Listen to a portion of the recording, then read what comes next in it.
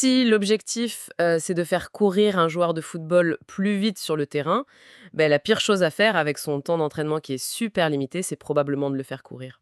Ouais, c'est... Ça semble totalement absurde, je sais, mais si on veut construire un sprinter vraiment explosif, la première étape, c'est pas la piste d'athlétisme. C'est la salle de musculation, sous une barre chargée au maximum. C'est vraiment le grand paradoxe de la physiologie sportive, en fait. On a souvent tendance à penser que le corps est une sorte de machine linéaire, genre pour améliorer une action précise, il suffirait de la répéter inlassablement. Ouais, c'est la fameuse mémoire musculaire, quoi. Exactement. Mais dès que l'on introduit la contrainte du temps, cette logique s'effondre complètement. Le corps humain, c'est un système d'adaptation super complexe, et parfois, le chemin le plus court vers la vitesse pure, ça passe par la force la plus brutale. Ok, décortiquons tout ça. Aujourd'hui, on s'attaque à un casse-tête que tous les préparateurs physiques du monde connaissent, c'est l'optimisation sous contrainte de temps. Ouais, le vrai défi du terrain. C'est ça, parce que entre les matchs, la récupération, les séances vidéo, la tactique, tout ça, le temps passé à développer des capacités athlétiques pures, il est vraiment rare. Donc la mission de notre discussion d'aujourd'hui, c'est de répondre à cette question. Quand on a, disons, 1 heure au compteur, quelle méthode d'entraînement offre le meilleur retour sur investissement pour courir plus vite et sauter plus haut? Et pour trancher ce débat, on va pas se fier à des opinions de vestiaire ou à des vieilles légendes, hein. On plonge directement dans une méta-analyse monumentale qui est sortie en 2026. Absolument. C'est un travail colossal, vraiment rigoureux. Le titre complet en anglais, c'est Effects of Various Exercise Interventions on Sprint Performance and Jump Height in Soccer Players, a Systematic Review and Network Meta-Analysis. Un titre bien costaud. Ouais, un peu long, mais hyper précis. Ça a été rédigé par Yang Wang, Muyang Zhang et Ziquan Lua. Ce sont des chercheurs de l'Université d'État de Tomsk et ça a été publié dans le très sérieux Journal of Sport Science and Medicine, le 1er juin 2026, pour être exact. Et ils n'ont pas fait les choses à moitié puisqu'ils ont passé au crible 31 essais cliniques randomisés. C'est énorme. Ah oui, c'est une base de données très solide. Et ils ont isolé 6 grandes modalités d'entraînement. Donc on a la force traditionnelle, la pliométrie, la vitesse pure, l'endurance, la flexibilité et enfin l'entraînement de football régulier, classique quoi. C'est un peu comme si on essayait d'optimiser une voiture de course en ayant seulement droit à un arrêt au stand de 10 minutes en fait. C'est une super analogie, ouais. Est-ce qu'on change le moteur, ce qui reviendrait à augmenter la force brute? Est-ce qu'on installe des pneus plus réactifs, ce qui serait la pliométrie?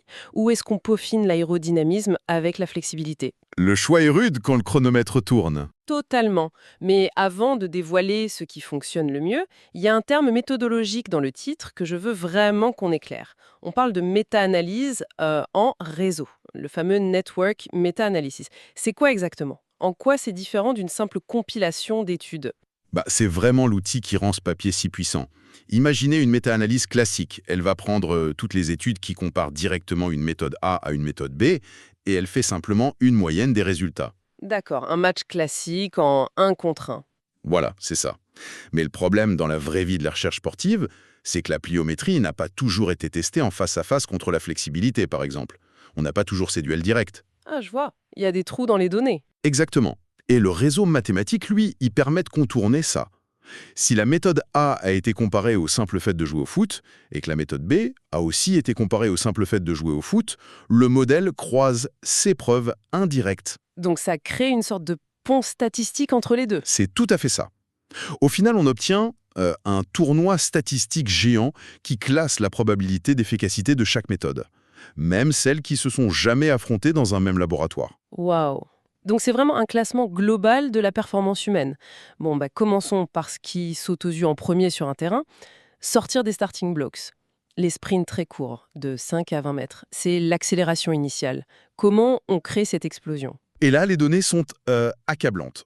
L'entraînement de force traditionnel écrase absolument la concurrence. Quand vous dites force traditionnelle, c'est... C'est soulever des charges très lourdes, oui. Dépassant généralement 80% de la capacité maximale de l'athlète sur une seule répétition, le fameux 1RM. D'accord. Du lourd. Du très lourd. Hyper lourd. Pour les 5 premiers mètres, la probabilité que la force lourde soit la meilleure intervention frôle les 100%. Ils ont un score qu'on appelle le SUCRA, qui mesure ça, et il est de 99,8% pour le sprint de 5 mètres. C'est dingue! Et ça réduit le temps de 0,09 secondes, ce qui est énorme sur une si courte distance. Et cet avantage massif, il se maintient jusqu'à la barre des 20 mètres avec un SUCRA de 89,9%. Ok, alors là, je dois vous arrêter tout de suite. Parce que si je vais voir un entraîneur de football classique et que je lui dis de mettre son meilleur attaquant sous une barre de squat surchargée en pleine saison, sa première réaction va être la panique. Ah c'est garanti. Il va me dire « Mais attendez, mon joueur va prendre 10 kilos de muscles. Il va devenir rigide, lourd et se transformer en culturiste incapable de bouger. » C'est la peur de tout le monde, ça, non? Ouais, et c'est la confusion la plus tenace dans tout le monde du sport, honnêtement. Les gens confondent l'hypertrophie musculaire, donc la prise de masse pure, avec l'adaptation neurologique. C'est-à-dire? Les protocoles utilisés ici pour la force maximale imposent de soulever des charges extrêmement lourdes sur un très très petit nombre de répétitions. Ce type d'effort, il vise pas du tout à épuiser la cellule musculaire pour la faire grossir. Il vise à stresser le système nerveux central. Ah, d'accord. Donc c'est le cerveau qu'on entraîne. Exactement. Ce qui est fascinant ici, c'est qu'on apprend au cerveau à envoyer un signal électrique beaucoup plus intense et synchronisé aux muscles qui sont déjà là. Pour reprendre votre analogie de la voiture, on n'ajoute pas du tout de poids à la carrosserie, on installe juste un système d'injection électronique beaucoup plus performant sur le moteur existant. Donc le joueur devient beaucoup plus fort par rapport à son propre poids corporel, sans prendre de masse. Mais comment cette force brute se traduit-elle par de la vraie vitesse sur les premiers mètres? Il faut visualiser le départ d'un sprint en fait. L'athlète est quasiment statique. Son pire ennemi à ce moment-là, c'est l'inertie. Ouais, il part de zéro. Pour arracher la masse de son corps à la gravité et la projeter vers l'avant, il faut générer une quantité de force phénoménale contre le sol. Mais c'est pas juste la force pure. Il y a un concept clé en physiologie qu'on appelle le taux de développement de la force, le RFD en anglais. Le taux de développement de la force. Concrètement, qu'est-ce que ça implique pour notre joueur sur le gazon? Imaginez que la force absolue de votre muscle soit un immense réservoir d'eau. C'est votre potentiel global. Le taux de développement de la force, le fameux RFD, c'est la taille de la valve qui va libérer cette eau. Ah, super image. Vous avez beau avoir un réservoir géant, si votre valve est minuscule, l'eau sortira très lentement. Or, le sport de haut niveau exige que vous ouvriez cette valve en une fraction de seconde. Et c'est là que la magie opère. L'entraînement de force lourde ne fait pas qu'agrandir le réservoir, il élargit massivement cette valve. D'accord, donc il permet aux fibres musculaires à contraction rapide de s'activer instantanément. Instantanément et simultanément, oui. En fait, c'est un peu comme essayer de faire bouger un énorme rocher posé sur le sol. Si je tapote dessus très rapidement avec mes mains, ce qui correspondrait à un entraînement de vitesse pure, le rocher il bougera peu d'un millimètre. J'ai besoin de m'ancrer, de recruter chaque fibre de mon corps et de fournir une poussée colossale d'un seul coup. C'est tout à fait ça. La vitesse n'existe pas sans la force initiale pour vaincre l'inertie. Et c'est pour ça que sur les 20 premiers mètres, la mécanique corporelle ressemble vraiment à celle d'un piston. Un piston. Ouais, le corps est penché en avant, les jambes repoussent le sol vers l'arrière avec une puissance brute. Le temps de contact du pied avec le sol est relativement long par rapport à ce qu'il sera à pleine vitesse, ce qui laisse le temps d'appliquer cette force massive qu'on vient de développer. Ce qui nous amène logiquement à la phase suivante. Le rocher est lancé. Le joueur a dépassé les 20 mètres, il est en train de se redresser et d'atteindre sa vitesse de pointe sur une longue ouverture. Et quand on regarde maintenant les données pour les sprints de 30 et 40 mètres, et c'est là que ça devient vraiment intéressant. Le classement parfait de la force qu'on avait au début vole complètement en éclats, non? Totalement. L'analyse statistique devient soudainement très floue. Sur le papier, à 30 mètres, l'entraînement de vitesse pure semble prendre la tête du classement, suivi de près par la pliométrie. Et à 40 mètres. D'endurance qui arrive en tête. Mais, et c'est un point scientifique crucial qu'il faut souligner, aucune de ces méthodes ne parvient à démontrer une supériorité statistiquement significative par rapport à l'entraînement régulier de foot. Attendez, quoi? L'évidence devient très incertaine. Mais comment c'est possible? Pourquoi la science du sport, qui est capable de mesurer l'efficacité de la force au millimètre près sur 20 mètres, devient-elle soudain incapable de désigner un vainqueur clair au-delà de 30 mètres? C'est parce que la biomécanique du mouvement a fondamentalement changé. À 30 ou 40 mètres, l'athlète ne pousse plus du tout le sol comme un piston, il est complètement droit. Il ne s'agit plus de vaincre l'inertie du départ, il s'agit de maintenir une dynamique existante. D'accord. La mécanique évolue en pleine course. Exactement. À cette vitesse maximale, le pied ne touche le sol que pendant une fraction de seconde infime, parfois moins de 0,1 seconde. Ah oui, c'est hyper bref. Donc, physiologiquement, il n'y a plus le temps d'appliquer une force lourde. La mécanique passe donc de la poussée pure, du piston, à une sorte de rebond élastique sur le sol. C'est ça. C'est la rigidité de la cheville et la capacité du tendon d'Achille à restituer l'énergie qui prennent le relais. De plus, les chercheurs mettent en lumière ce qu'on appelle l'effet plafond. L'effet plafond, c'est-à-dire? Faut pas oublier que l'étude porte sur des joueurs de football de compétition. Ces athlètes-là, ils s'entraînent déjà à très haute intensité tous les jours. Leur vitesse maximale de pointe est peut-être déjà très proche de leur limite génétique, simplement grâce aux matchs et aux entraînements réguliers. D'accord, le potentiel est déjà presque maximisé. Améliorer la vitesse de pointe d'un athlète qui est déjà naturellement rapide et très entraîné, c'est vraiment l'une des tâches les plus complexes en physiologie du sport. D'où l'incertitude des données à ces distances-là. C'est super clair. Et c'est une excellente transition, parce que si la vitesse horizontale sur un grand terrain atteint vite ses limites physiologiques, le football ou n'importe quel sport collectif, ça se résume pas à courir en ligne droite. Loin de là, oui. Un match, ça bascule souvent sur un corner, un centre tendu, un duel aérien. Faut vaincre la gravité. Les chercheurs ont donc analysé les performances de saut vertical. Et ils ont utilisé 2 tests bien spécifiques, le squat jump et le counter movement jump. Ce sont 2 sauts qui ont l'air identiques pour un œil non averti, mais qui racontent 2 histoires neuromusculaires complètement différentes. Expliquez-nous ça. C'est quoi la différence sur le squat jump, pour commencer? Pour le squat jump, ou le saut accroupi, l'athlète descend, il s'arrête complètement en bas, il maintient la position immobile pendant 1 seconde ou 2, puis il explose vers le haut. C'est un départ arrêté pur. Voilà, c'est une impulsion concentrique pure.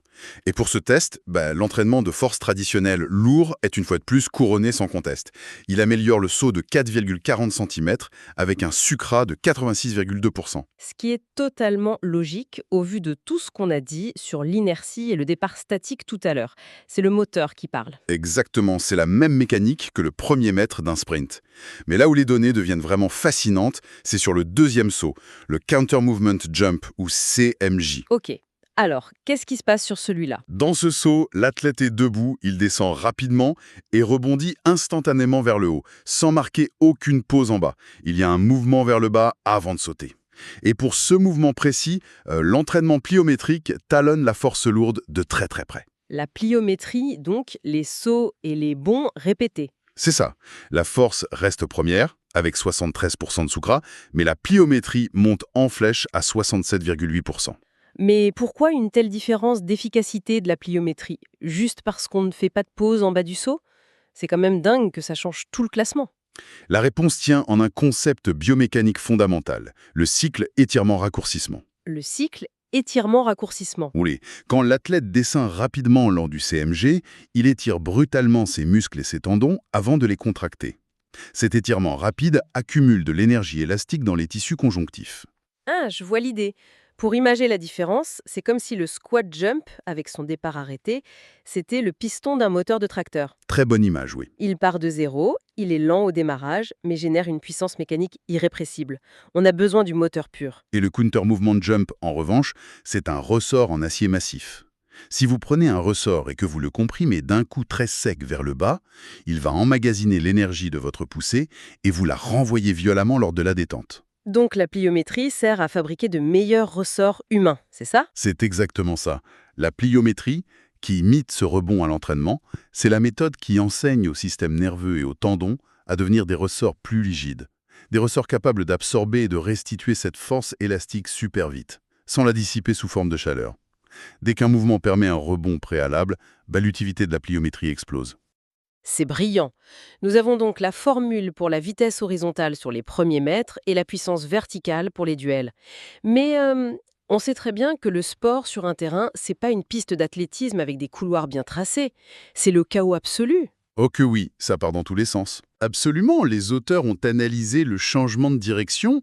Ils qualifient ces données de résultats secondaires dans leur papier parce que les protocoles de test sont assez variés dans la littérature. D'accord, c'est plus difficile à standardiser. Voilà, mais les résultats n'en restent pas moins révélateurs. Pour améliorer le temps sur un parcours de changement de direction, la force traditionnelle et la pliométrie finissent à égalité parfaite tout en haut du classement. À égalité parfaite, hein. Oui, les deux méthodes apportent une amélioration identique de 0,13 mètres par seconde.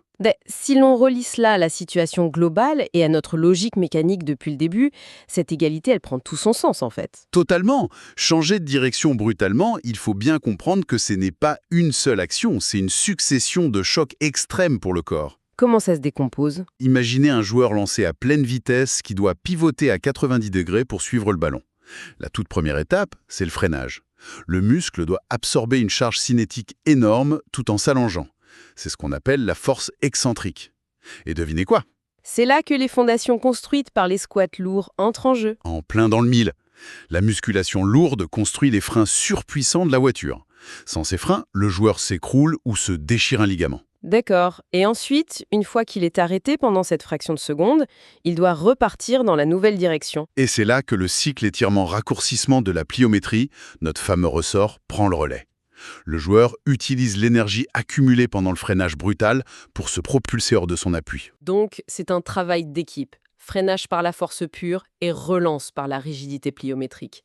L'un ne va pas sans l'autre. C'est la synergie parfaite. Au passage, je précise que pour l'amélioration pure de la force maximale, le test du 1RM, sans surprise, la force traditionnelle écrase le tableau, avec une amélioration de plus de 20 kg et près de 100% de SUGRA. Le moteur devient énorme. Mais c'est ici que je dois quand même formuler une vraie critique sur la manière dont la science évalue la performance. Je vous écoute. Les tests de changement de direction en laboratoire. On connaît tous le fameux test en T où l'athlète doit courir entre des cônes en plastique disposés à l'avance sur le terrain.